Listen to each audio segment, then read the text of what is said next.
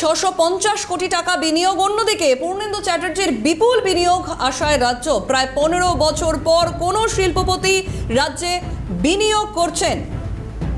Phone লাইনে রয়েছেন প্রতিনিধি সায়ন্তন ভট্টাচার্য। সায়ন্তন, দেখো, একেবারে যে ইতিমধ্যে কিন্তু রাজ্যে যে বিনিয়োগ, সেই বিনিয়োগের পরিবেশ একেবারে বদলে যাবে, এমনটাই বিজেপির তরফ থেকে দাবি করা হয়েছিল। এবার সূত্রের খবর যে প্রায় 650 কোটি টাকা আমূল তারা বিনিয়োগ করতে চলেছে এবং বিভিন্ন জেলাতে যে মিল্ক প্রসেসিং যে প্ল্যান্ট, সেই প্ল্যান্ট কিন্তু এবার হবে এবং যার ফলে বিভিন্ন জেলা, সেই জেলাতে যেরকম পশুপালন যারা করেন তাদের অর্থনৈতিক যে দিক, সেই দিকটা কিন্তু এবার বদলে যেতে চলেছে।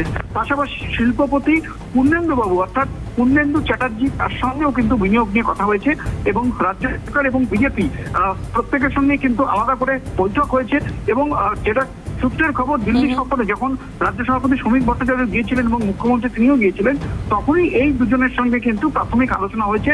পূর্ণেন্দু চ্যাটার্জি তিনি ডাটা এবং পেট্রোলিয়াম এই দুটি ক্ষেত্রে কিন্তু বিনিয়োগ করতে রাজ্যে আগ্রহী হয়েছেন। এবার খুব দ্রুতই কিন্তু আমুল কোম্পানি এবং তার পাশাপাশি শিল্পপতি পূর্ণেন্দু চ্যাটার্জি তারা কিন্তু রাজ্যে আসছেন এবং বিভিন্ন জায়গায় বিভিন্ন ক্ষেত্রে তারা বিনিয়োগ করবেন। এমন বেশ, একেবারে ধন্যবাদ সায়ন্তন। ফোন লাইনে ছিলেন প্রতিনিধি সায়ন্তন ভট্টাচার্য।